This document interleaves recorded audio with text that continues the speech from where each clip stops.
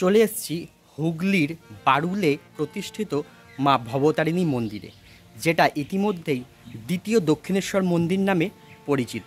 অবিকল দক্ষিণেশ্বর মন্দিরের আদলে এই মন্দির তৈরি।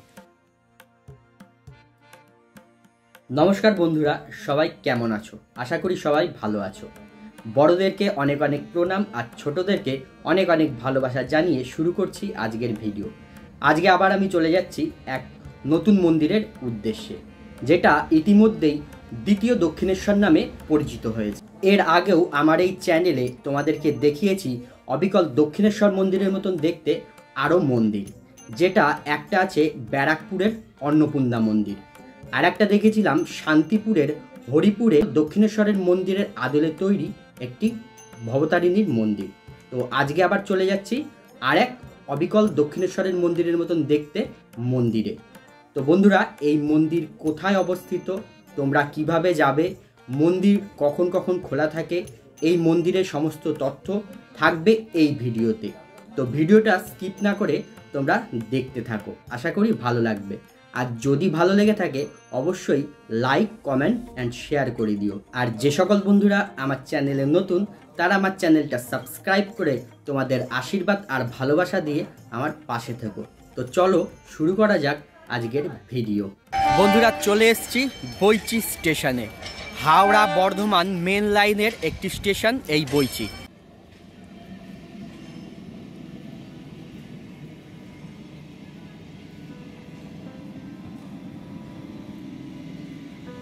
দেখো বন্ধুরা, এই হচ্ছে বইচি স্টেশন। হাওড়া বর্ধমান মেন লাইনের স্টেশন এই বইচি। হাওড়া থেকে বর্ধমান লোকাল কিংবা মেমারি লোকাল ধরে চলে আসা যায় এই বইচি স্টেশনে। বইচি স্টেশনে নেমে এবারে 1 নম্বর প্ল্যাটফর্মের দিক থেকে দেখো সবাই হেঁটে বেরোচ্ছে এই জায়গা দিয়ে। এইখান থেকে হেঁটে এই গলিপথ ধরে সোজা চলে যাব জিটি রোডের মোড়ে।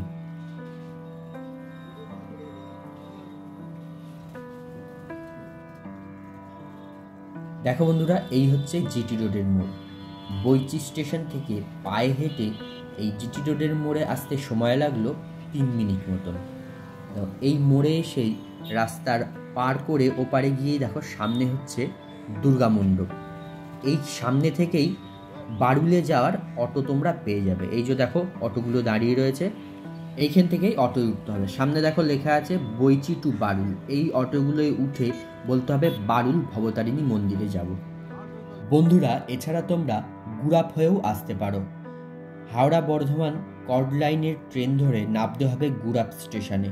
সেইখান থেকে বাস বা ট্রেকারে করে আসতে হবে কমলাসাগর মোড়ে। সেইখান থেকে অটো বা টোটোয় করে তোমরা চলে আসতে পারবে এই ভবতারিণী মন্দিরে। বইচি থেকে বারুল ভবতারিণী মন্দিরে যাওয়ার এই পথটা দেখো বন্ধুরা, অপূর্ব সুন্দর। গ্রামের মাঝখান থেকে দুধারে ধান ক্ষেত, বড় বড় গাছ, অপূর্ব সুন্দর এই প্রকৃতির মাঝখান থেকে যেতে কিন্তু খুব ভালো লাগছে। বইচি থেকে বারুল ভবতারিণী মন্দির পর্যন্ত অটোর ভাড়া হচ্ছে জন প্রতি 30 টাকা করে।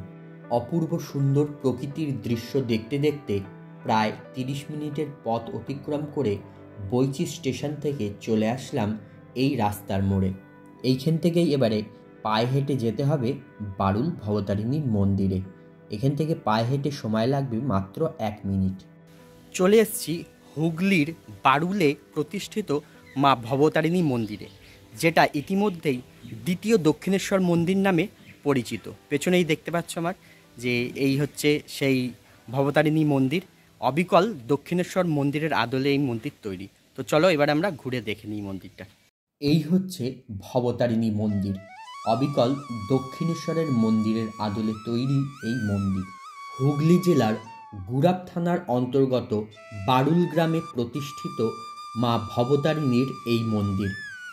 অবিকল দক্ষিণেশ্বরের মন্দিরের মতন মা ভবতারিণীর বিগ্রহর প্রতিরূপ হিসাবে এবং দক্ষিণেশ্বরের মন্দিরের আদলে প্রতিষ্ঠিত এই মন্দির ও মায়ের মূর্তি ইতিমধ্যেই ভক্তদের কাছে দ্বিতীয় দক্ষিণেশ্বর নামে পরিচিত হয়ে উঠেছে। এই মন্দিরে অধিষ্ঠাত্রী দেবীও মা ভবতারিণী নামেই পূজিতা হন। বারুলের মা ভবতারিণী গোড়েনের মা বা ছোট মা নামে পূজিতা হয়ে আসছেন দীর্ঘকাল ধরে। কয়েকশো বছর আগে বারুল গ্রামের গোড়েনের পুকুরে মাটি কাটার সময় 1 ফুট উঁচু মা ভবতারিণীর অষ্টধাতুর মূর্তি পাওয়া যায়। এই হচ্ছে সেই পুকুর। এই পুকুরের দক্ষিণ পাড়ে মাটির ঘরে সেই অষ্টধাতুর মূর্তি পুজো হতো।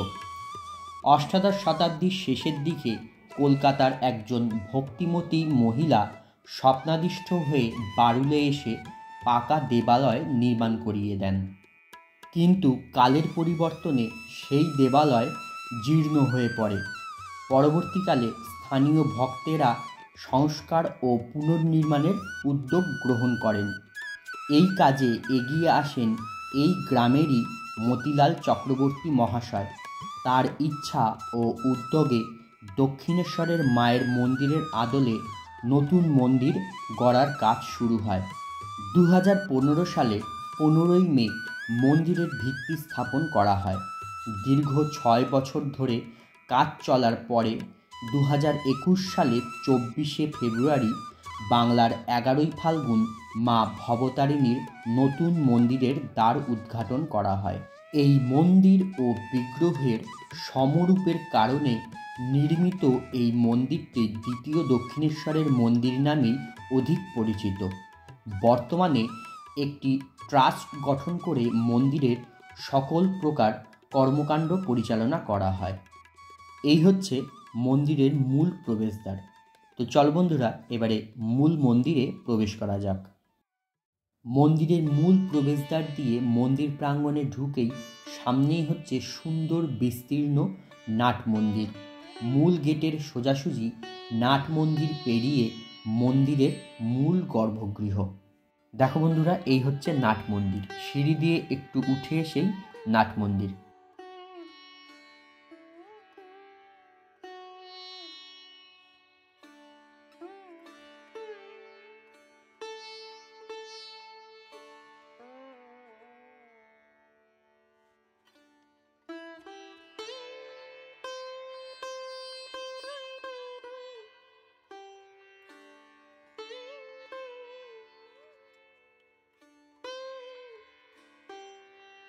এই নাট মন্দির পেরিয়েই মা ভবতারিণীর মূল গর্ভগৃহ। তো চলো বন্ধুরা, এবারে মা ভবতারিণীকে আমরা দর্শন করে নিই।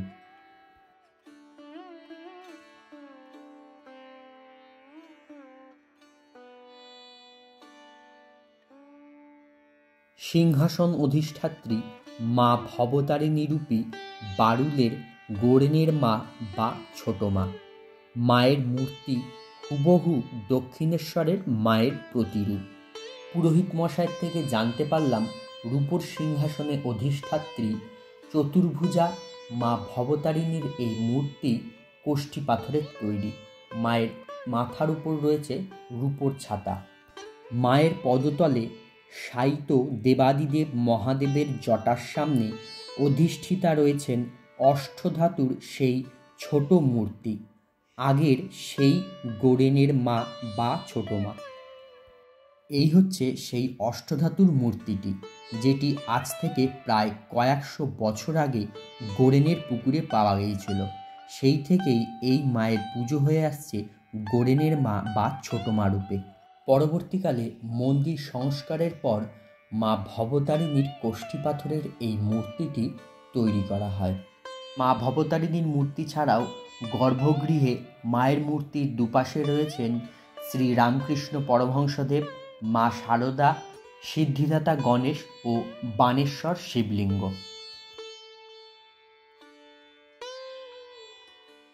মা ভবতারিণীর গর্ভগৃহের দুই পাশে রয়েছে 2টি শিব মন্দির। এছাড়াও রয়েছে রাধাকৃষ্ণের মন্দির, গ্রহরাজ শনিদেবের মন্দির। তো চলো বন্ধুরা, এবারে সেই মন্দিরগুলো আমরা ঘুরে দেখে নিই। গর্ভগৃহের ডান দিকে রয়েছে বাবা পঞ্চানন শিব মন্দির।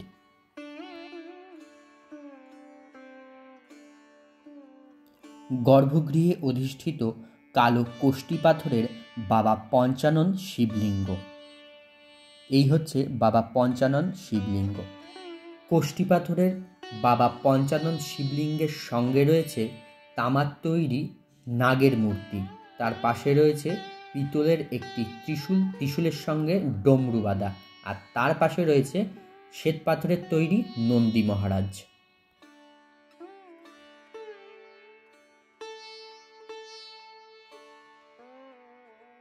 মায়ের গর্ভগৃহের বাঁদিকে রয়েছে কল্যাণেশ্বর শিব মন্দির। মন্দিরের গর্ভগৃহে অধিষ্ঠিত শ্বেত পাথরের তৈরি বাবা কল্যাণেশ্বর শিবলিঙ্গ। শ্বেত পাথরের তৈরি বাবা কল্যাণেশ্বর শিবলিঙ্গের সঙ্গে রয়েছে তামার একটি নাগের মূর্তি। তার পাশে রয়েছে পিতলের ত্রিশূল ও সঙ্গে রয়েছে ডমরু। তার পাশে রয়েছে কালো পাথরের তৈরি একটি নন্দী মহারাজের মূর্তি। বাবা কল্যাণেশ্বর শিবলিঙ্গের পাশেই রয়েছে বজরংবলীর একটি মূর্তি।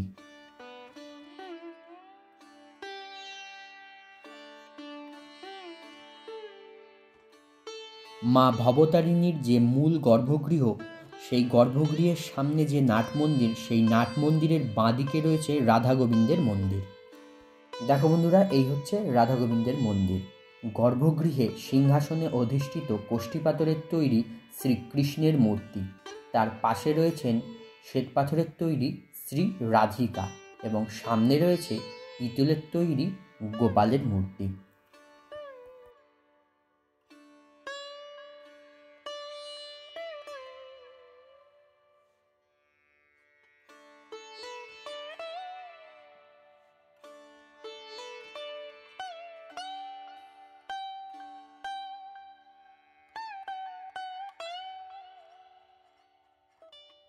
মা ভবতারিণীর গর্ভগৃহের ডান দিকে পিছনের কোণার দিকটায় রয়েছে শ্রী গ্রহরাজ শনি ঠাকুরের মন্দির।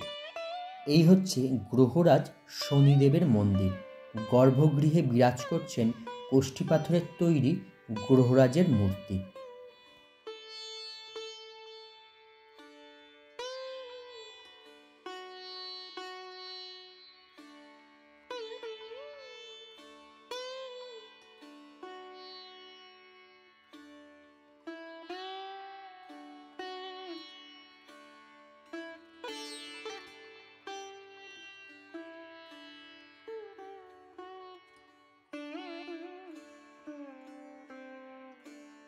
মায়ের মন্দিরে দাঁড়িয়েই দেখা যায় এই গোরেনের পুকুর, যেখানে কয়েক শত বছর আগে পাওয়া গিয়েছিল গোরেনের মায়ের অষ্টধাতুর মূর্তিটি।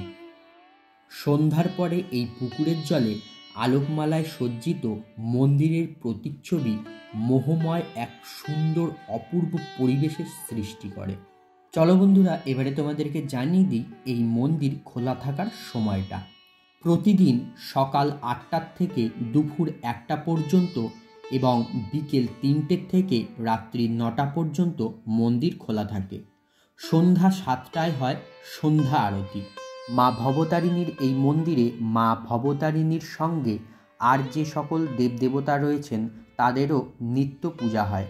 প্রতি বছর 11ই ফাল্গুন এই মন্দিরের প্রতিষ্ঠা দিবসের দিন বিশাল ধুমধাম করে পুজো এবং বিভিন্ন ধরনের অনুষ্ঠান অনুষ্ঠিত হয়। এছাড়াও রথযাত্রা, ঝুলনযাত্রা, জন্মাষ্টমী, শ্যামা পূজা, রাস পূর্ণিমা, মহাশিবরাত্রি, দোল পূর্ণিমা এইসব বিশেষ বিশেষ দিনে ও অমাবস্যা তিথিতে এবং শনিবার ও মঙ্গলবারে বিশেষ পূজা ও উৎসব অনুষ্ঠিত হয়। এই সব উৎসবের দিনগুলোতে ভক্তদের জন্য মায়ের ভোগ প্রসাদ বিতরণের ব্যবস্থা থাকে। দেখো বন্ধুরা, এইখানে কিন্তু মায়ের মন্দিরের আশেপাশে সেরকম কোনো দোকানপাট নেই। তবে তোমরা যদি মাকে পুজো দিতে চাও তবে এই মন্দিরের প্রাঙ্গণেই রয়েছে একটি এই কাউন্টার। এখান থেকে তোমরা পুজোর ডালা সংগ্রহ করে নিতে পারো। দেখো বন্ধুরা, মায়ের মূল গর্ভগৃহের নিচেই রয়েছে এই ঘরটি। এইখানকার সেবায়িতদের থেকে জানতে পারলাম এই ঘরেই মায়ের পুজোর সমস্ত যে কাজগুলো, সেই কাজগুলো এই ঘরেই করা হয়। আর এই হচ্ছে মায়ের ভোগ প্রস্তুত করার জায়গা। বিভিন্ন অনুষ্ঠানের সময় যখন ভোগ রান্না করা হয় তখন এই জায়গাতেই সেই ভোগ রান্না করা হয় এবং এইখান থেকেই রান্না করে সেই ভোগ, এই যে সিঁড়িটা দেখছো, এই সিঁড়ি দিয়েই মূল গর্ভগৃহে মায়ের সামনে নিয়ে যাওয়া হয়।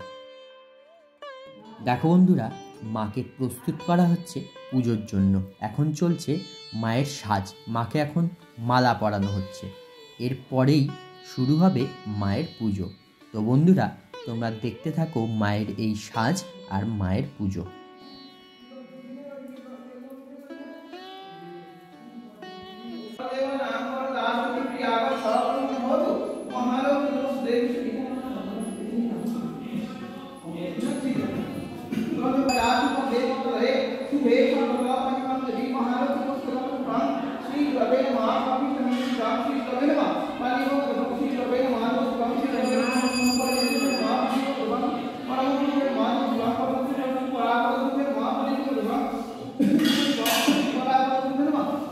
তো বন্ধুরা, হুগলির বারুলের এই ভবতারিণী মন্দির তোমাদের কেমন লাগলো অবশ্যই কমেন্ট করে জানিও। আর যদি ভালো লেগে থাকে অবশ্যই একটা লাইক করে দিও, শেয়ার করে দিও। আর যে সকল বন্ধুরা আমার চ্যানেলে নতুন আছো তারা আমার চ্যানেলটা সাবস্ক্রাইব করে আমার পাশে থেকো। তো আজকের মতন ভিডিওটা এখানেই শেষ করছি। দেখা হচ্ছে আবার পরবর্তী নতুন কোনো ভিডিও। সবাই ভালো থেকো, সুস্থ থেকো, হাসি খুশি থেকো। টাটা।